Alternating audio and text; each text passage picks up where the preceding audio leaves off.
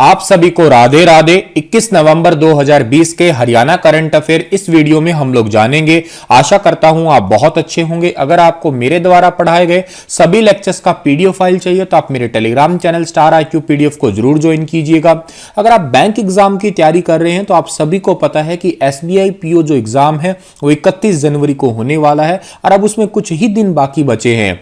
इस टाइम को भरपूर जो है यूज करने के लिए या इस टाइम का भरपूर फायदा उठाने के लिए टेस्ट दीजिएगा आप लोग। और टेस्ट सीरीज आपके लिए लेके आया है अनअकैडमी।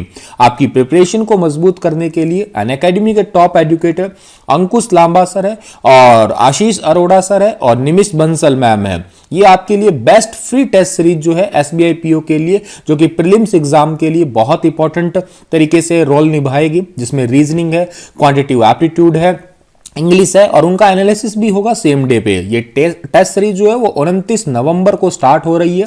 तो ये टेस्ट बिल्कुल फ्री है, जल्दी से एनरोल करें डिस्क्रिप्शन बॉक्स में दिए गए लिंक पर और अपनी प्रिपरेशन को ट्रैक करें और क्रैक भी करें एग्जाम अपना अनअकैडमी के साथ में। कल आपसे सवाल पूछा था, उसका सही जवाब क्या रहेगा। हरियाणा सरकार ने बड़ा कदम उठाते हुए घोषणा की है कि गौशालाएं कहां पे खुलने वाली है। तो इस क्वेश्चन का सही आंसर था आपका जेलों के अंदर जो है गौशालाएं खुलेगी, यानी कि बी ऑप्शन जो है इस क्वेश्चन का वो बिल्कुल ठीक था हमारा।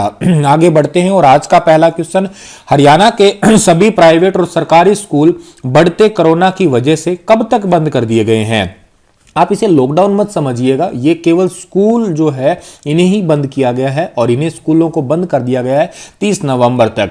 ये अभी रिसेंटली हरियाणा के मुख्यमंत्री और शिक्षा विभाग के द्वारा घोषणा की गई है कि जो है 30 नवंबर तक जो है स्कूल जो है उन्हें बंद रखा जाएगा, क्योंकि अभी रिसेंटली जो है बहुत ज़्यादा बच्चे एक्टिव मिले हैं, कोरोना के केसेस उनमें एक्टिव मिले हैं। ठीक है, अगर मैं बात करता हूं सबसे ज़्यादा की बात की जाए तो अब तक रेवाड़ी में सबसे ज़्यादा जो है 115, जींद में 49, चरखी दादरी में 36, झज्जर में 34 और बात करते हैं हम लोग नारनौल में 25 है, रोहतक में 14 है, कैथल में 12, सिरसा में 11, पानीपत में 9 और फरीदाबाद में 7, हिसार में 21 बच्चे जो है संक्रमित मिले हैं।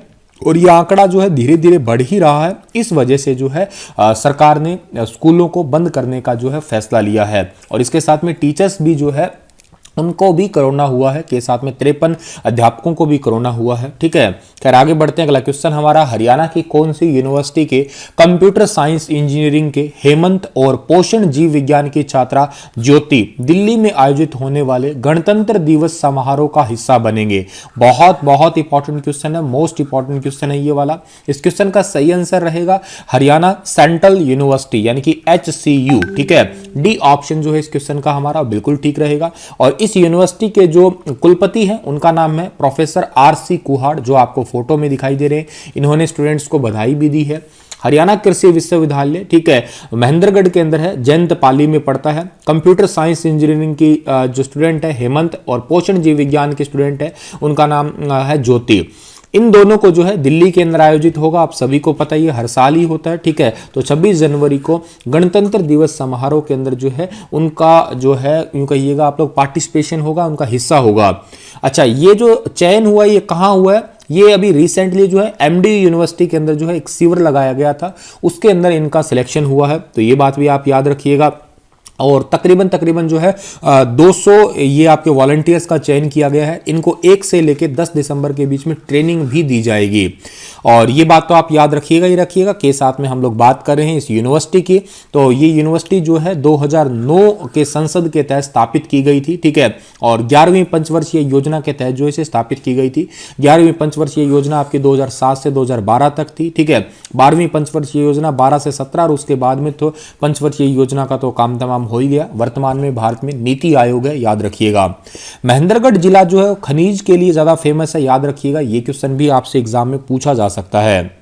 हाल ही में मनोहर सरकार ने आदेश दिया है कि पुराने सफाई कर्मचारी को हटा के नए कर्मचारी को नहीं रखा जाएगा।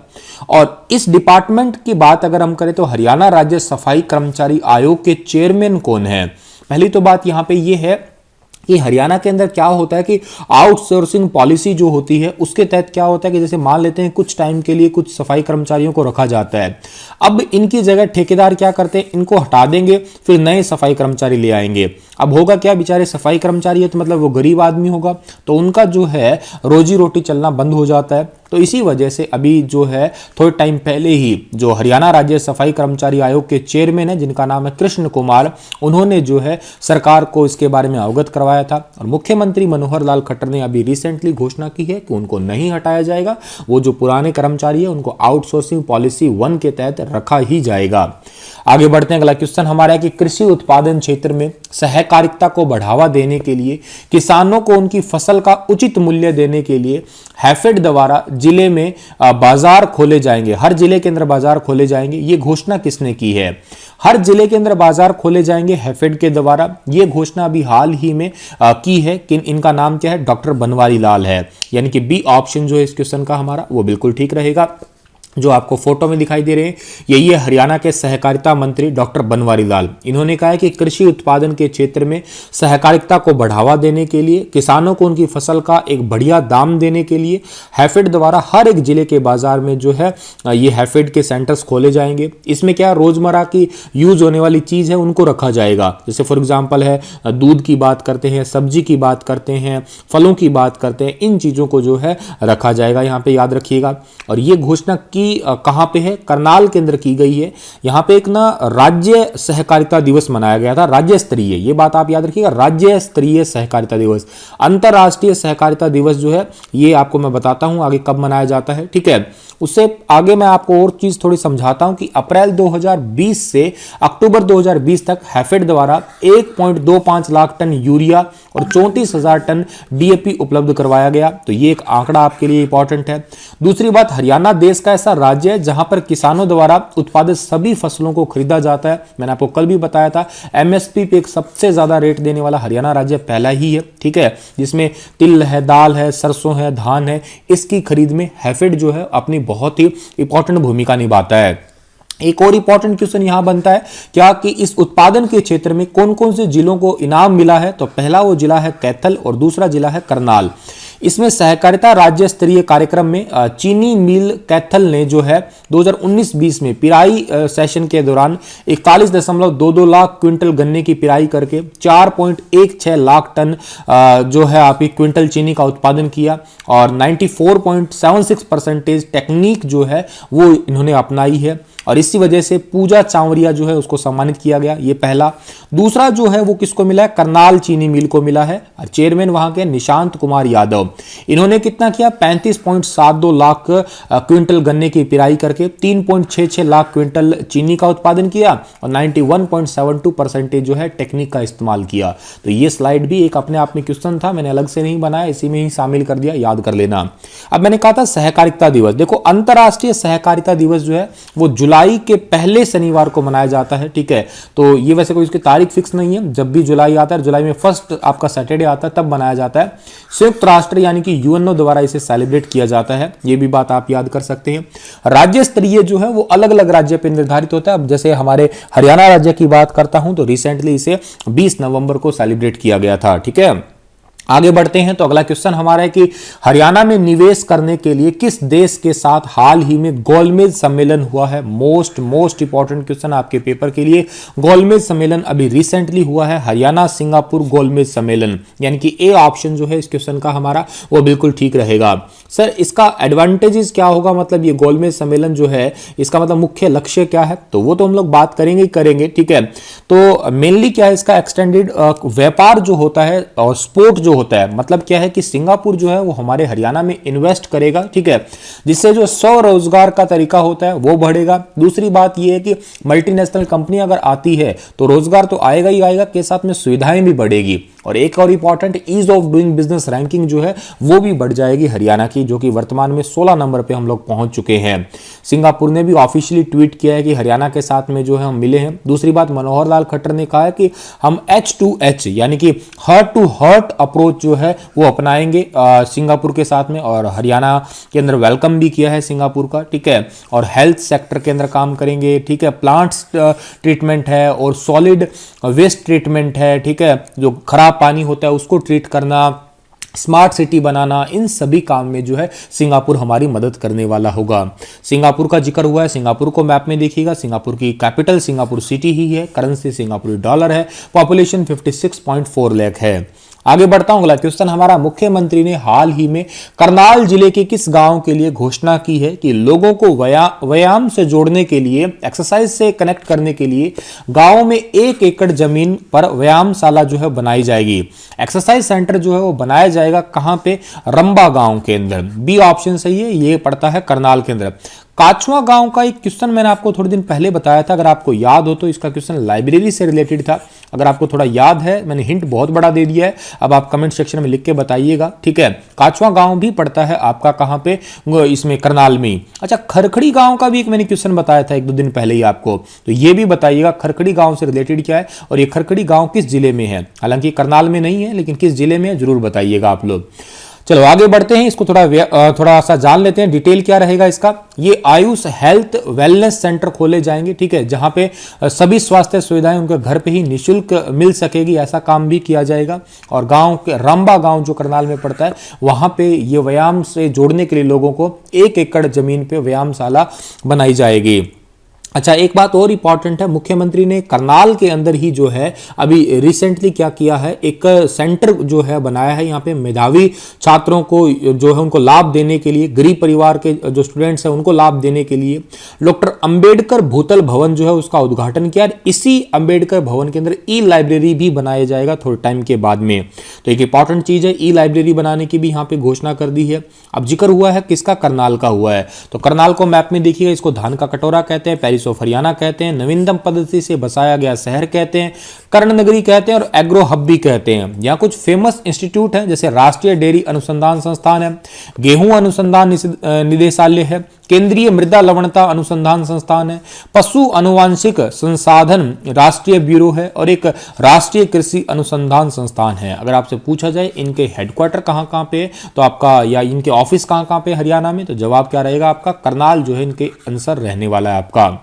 आगे बढ़ता हूं, अगला क्वेश्चन हमारा, विश्व इकोनॉमिक फोरम यानी कि वर्ल्ड इकोनॉमिक फोरम जिसको हम WEF भी कहते हैं, की ओर से जारी बेहतरीन रोड मैप तैयार करने वाले 36 वैश्विक शहरों की सूची में कितने भारतीय शहरों को जो है जगह मिली है? हरियाणा में इसमें से एक शहर है, तो करके हम लोग इसे हरियाणा जीके में पढ़ रहे हैं। नेशनल के पॉइंट ऑफ व्यू से तो इंपॉर्टेंट है ही है ये क्वेश्चन। इस क्वेश्चन का सही आंसर है 4, ठीक है। सर 4 है कौन कौन से? एक शहर इनके अंदर पड़ता है बेंगलुरु, ठीक है, एक शहर तो इसमें बेंगलुरु हुआ। दूसरा शहर जो है इसके अंदर कौन सा है? दूसरा हमारे हरियाणा का है, फरीदाबाद शहर है, ठीक है, फरीदाबाद है। और तीसरा जो है इसके अंदर इंदौर, जो कि भारत का सबसे साफ शहर है लगातार 3-4 सालों से।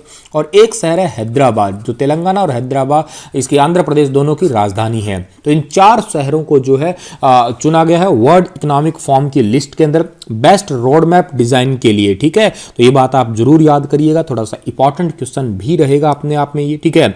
और WEF ने 22 देशों में से 22 देश और 6 उपमहाद्वीप में से ये 36 शहर निकाले हैं, ठीक है। तो काफी इंपॉर्टेंट होगा।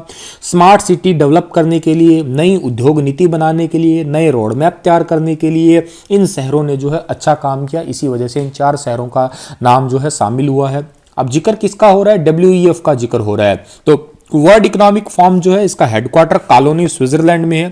कार्लोस जो है इसके अध्यक्ष हैं, चेयरपर्सन है, और इसकी स्थापना जनवरी 1971 में 1971 में हुई थी।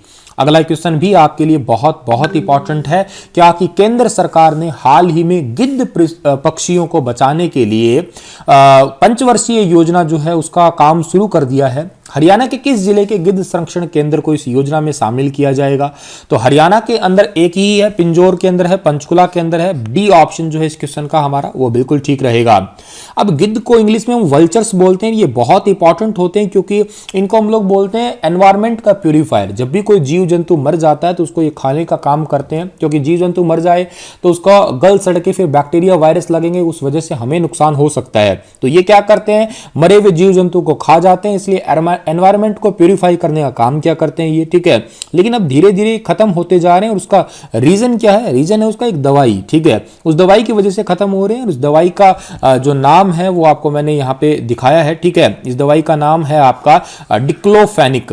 ये बेसिकली पशुओं को दी जाती है जब कोई दर्द होता है, सूजन होता है, उस टाइम पे, ठीक है। हालांकि इंसान भी ले लेते हैं आजकल तो इसे, ठीक है। और इस दवाई को जो है अगर ना यूज किया जाए तो हो सकता है गिद्ध बच जाए, क्योंकि इस दवाई की वजह से जो गिद्ध होते हैं, वल्चर्स होते हैं, उनका लीवर खराब होता जा रहा है, ठीक है।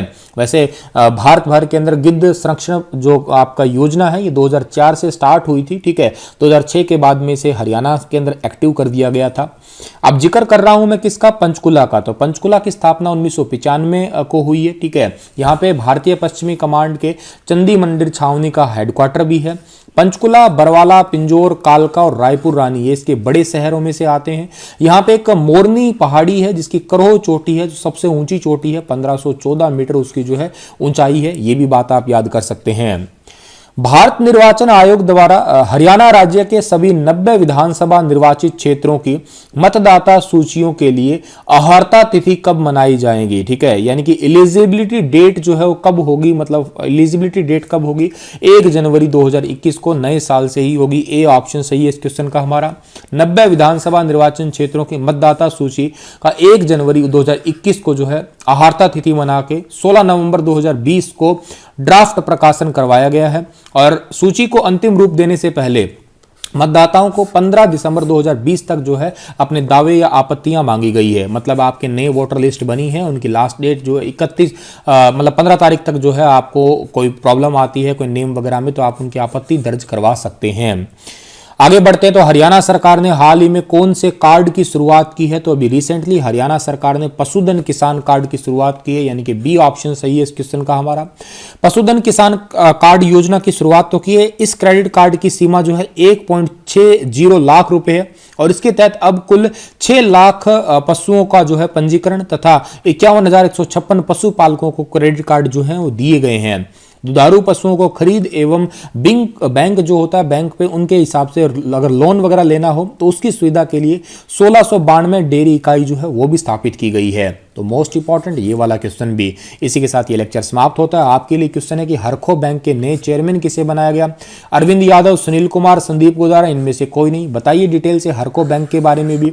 चलिए इसी के साथ ये लेक्चर समाप्त है। Thank you. हंसते रहना, मुस्कुराते रहना।